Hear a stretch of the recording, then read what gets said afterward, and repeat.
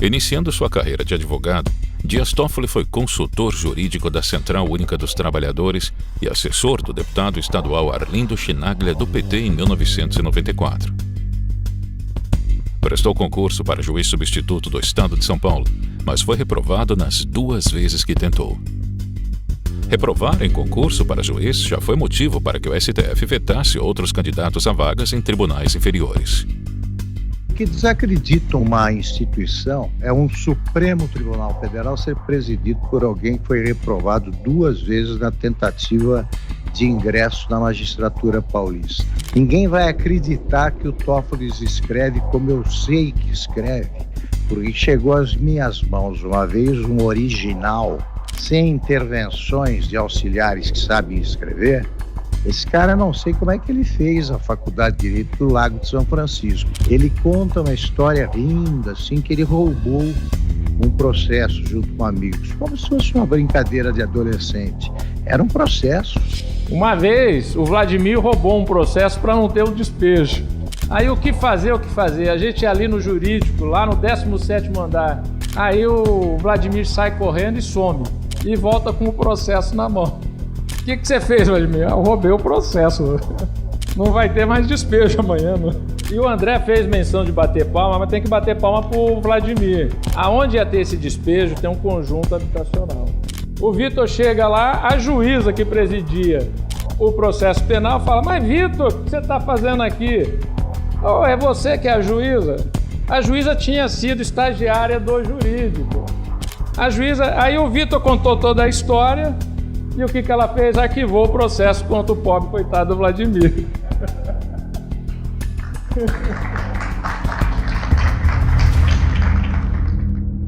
De 1995 a 2000, foi assessor jurídico da liderança do PT na Câmara dos Deputados em Brasília.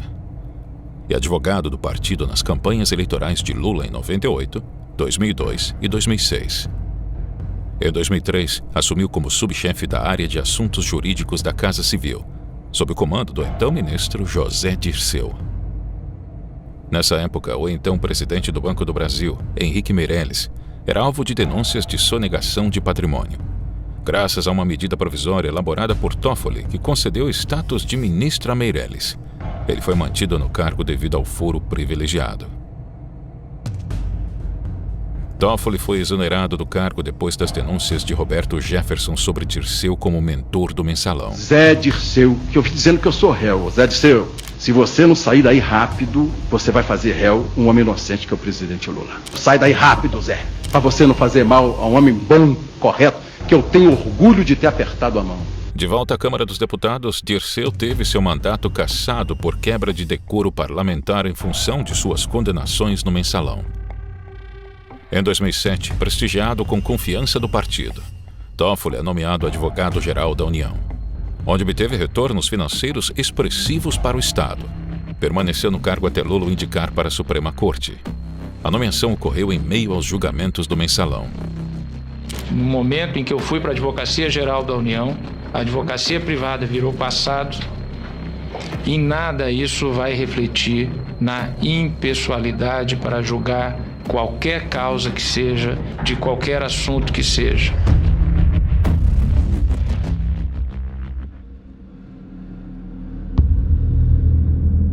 A reputação ilibada de Toffoli, critério jurídico para assumir o cargo de ministro do STF, foi muitas vezes questionada em função de seu envolvimento com 2 condenações por crimes financeiros.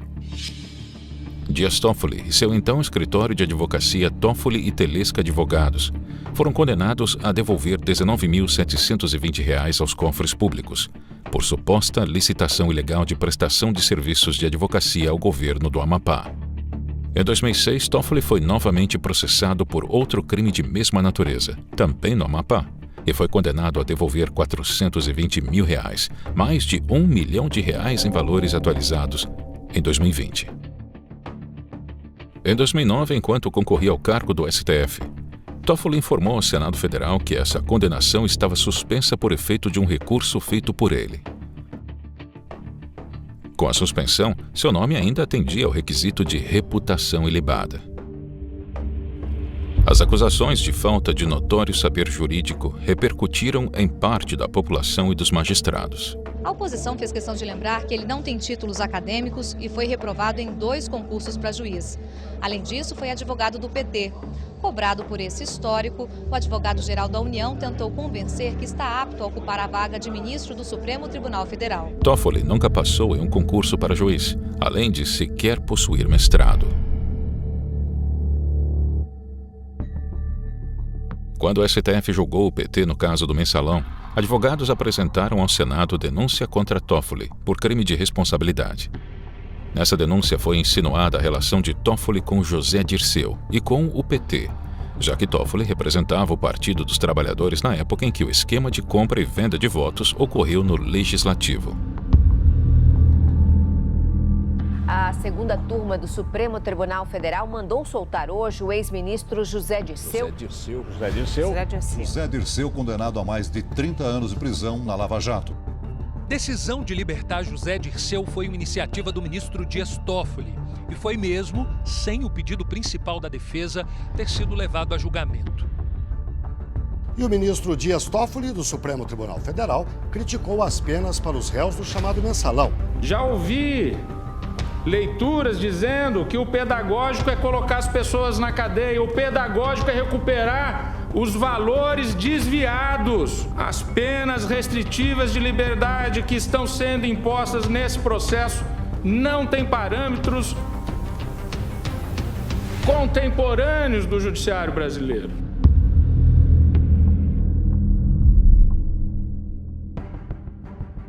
A relação de Dias Toffoli com o julgamento do Mensalão aparentava ser cada vez mais problemática. Além da intimidade com o governo, outras denúncias atingiam a reputação do ministro. Em fevereiro de 2012, em depoimento à Polícia Federal, a advogada Cristiane Araújo de Oliveira declarou que, no período que antecedeu o escândalo do Mensalão do Distrito Federal, manteve relações de trocas de favores com várias figuras envolvidas no caso, inclusive o ministro Dias Toffoli. Ela afirmou que, enquanto ele era advogado-geral da União, eles se encontravam e mantinham relações em um apartamento de Durval Barbosa, operador do esquema criminoso. Segundo a advogada, em uma ocasião, Toffoli solicitou um jato oficial do governo para transportá-la. Em um desses encontros, ela afirmou ter entregue para Toffoli gravações comprometendo Durval Barbosa. Toffoli negou todas as acusações. Além das acusações sobre sua relação com o Mensalão, o nome do juiz foi citado nas delações de Marcelo Odebrecht no âmbito da Operação Lava Jato, colocando em xeque sua reputação. O ex-presidente da OAS, Léo Pinheiro, também preso na Lava Jato, revelou que pagou propina ao irmão de Dias Toffoli, então prefeito de Marília.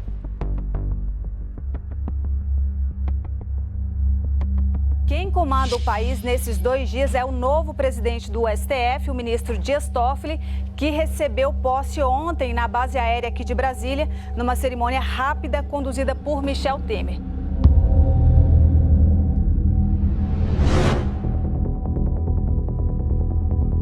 O ministro Dias Toffoli determinou que o Banco Central entregasse dados sigilosos de 600 mil pessoas físicas e jurídicas.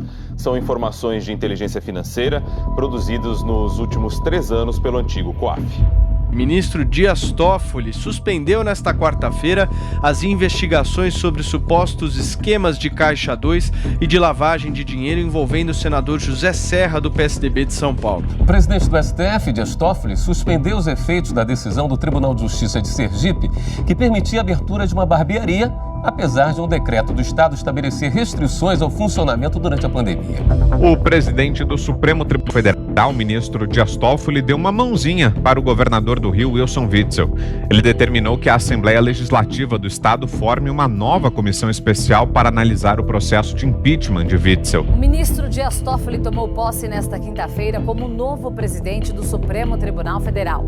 Antes de assumir, ele suspendeu um processo contra o ex-ministro Guido Mantega, acusado de receber 50 milhões de reais da construtora Odebrecht.